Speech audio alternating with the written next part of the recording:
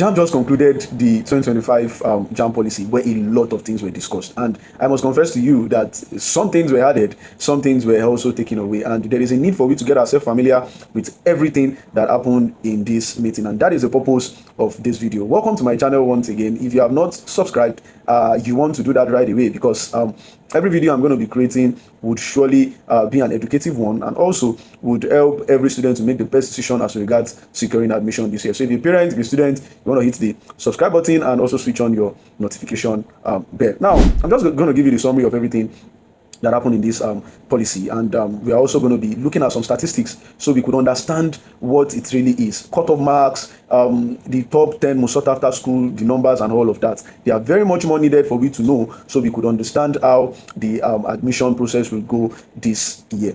Let's dive right into it. Age limit was one of the things that really used to be a serious talk in town, and this was practically talked about in this JAMB policy. But then JAMB never shifted their ground. They stick on the fact that no admission for candidates below 16 years of age, and they stated that if you are not 16 by September 13, 2025, you are not eligible. But there's an exception, and here's the exception. The exception is that, firstly, the child must have 80% of the UTME results.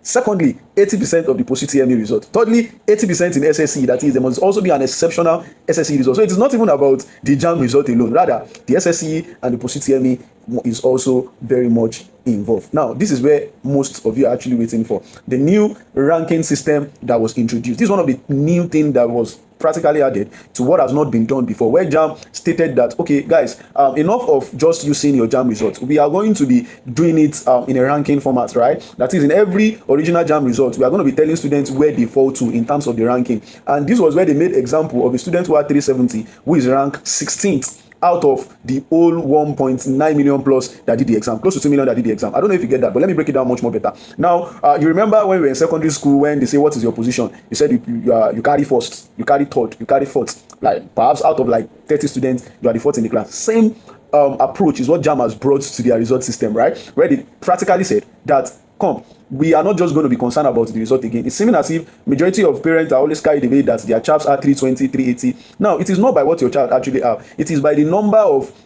students that also had a very good result. Just imagine someone that had 370 being 16th.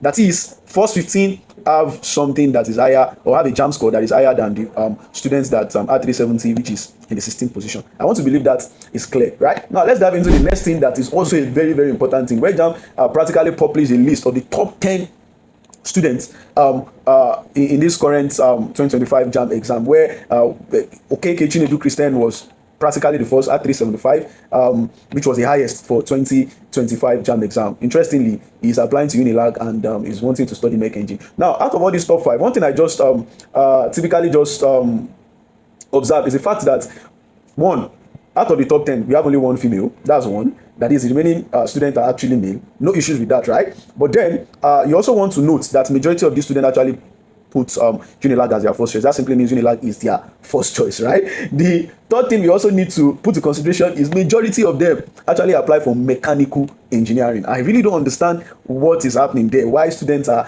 and parents are actually shifting in that direction. But it's quite interesting that the two highest students they were actually 375, one from Anambra and the other boy from Gombe. I think that is also fine. Right now, let's dive into something that is much more interesting, which has to do with the cut-off marks. Right now, cut-off marks was increased. Sorry, last year JAMB actually used 140, but this year they are using 150. That simply means they stated that the general university cut-off mark must be 150. Now, a lot of people used to misunderstand this cut-off thing. Now, let me break it down to us just like a newborn baby. Before I do that, you have not subscribed, you really have to hit the subscribe button, right? And also want to like switch the notification bell so that you get more videos notification immediately I upload videos. Now, let's dive into the understanding of cut-off marks. JAMB said 150 is the minimum cut-off mark for every university.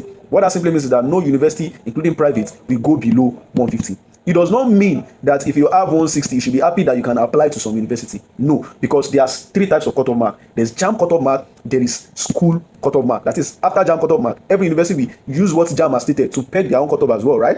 After that school cut-off mark, there's also departmental cut-off mark, which most of the time used to be published after either post-UTME or screening of that individual school. So what JAMB has stated is 150 for university, for nursing colleges 140, for polytechnics 100, College of Education 100, College of Agriculture 100. Now, amazing stuff coming right away, right? This one is just so shocking, and I think JAMB is really wanting to stick to it. Where JAMB has typically paid deadlines for admission for every university and every polytechnic and every private university. And here is it. They said that for every federal and state university, the deadline for admission for them is ending of October.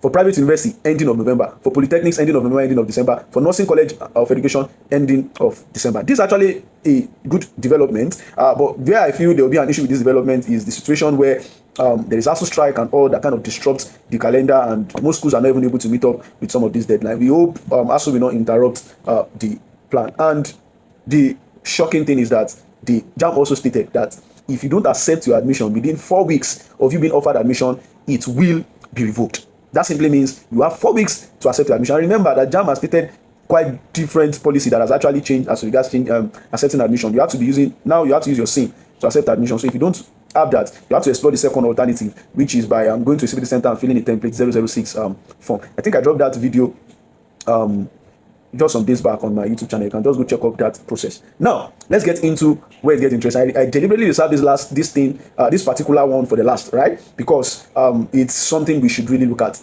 Top 10 most sought after school in Nigeria was also stated in the JAMB policy, and LASU was whooping 70. It's really, really that crazy, right? So I don't know what that information will be to you, but to me, as an education consultant, what that simply means to me is that admission in LASU will be massively competitive. Like, it will be extremely competitive, and you don't want to risk it for anything, right? Now, ULA came second, about 58,645 students applied. ULA from first came third. We have Foye, which was 52,000 plus. Unizik came fifth. That has always been their position. UI came sixth, practically almost their same position as well. UNIBEN came UNN came 7th, Uniben came 8th with about 45,686. OAU came 9th, and Fulafia, surprisingly from nowhere, came 10th. That is about 42,962 students applied to that meeting. And in all of this, the major thing is actually securing admission. And most of the time, a lot of students don't know what to do. A lot of parents sometimes are also confused about the next step to take.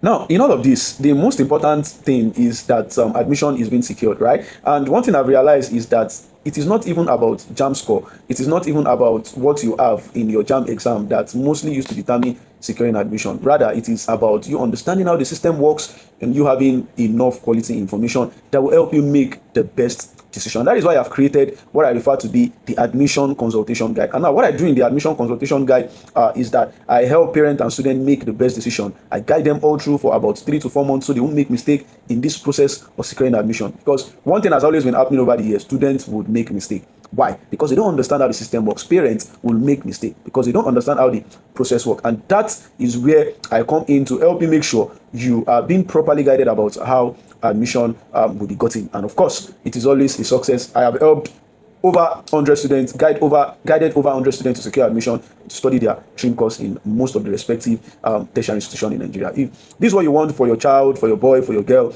you want to tap the link. There is a link that I'll place in the comment section of this video. You go get the admission consultation guide. It's typically a token of 5,000 naira that covers everything I have said I'm going to do. And like I said, the goal is what? Securing admission. You want to hit the subscribe button if you are yet to subscribe to this channel, and you want to also expect more videos. I am going to see you in the next video. Peace out.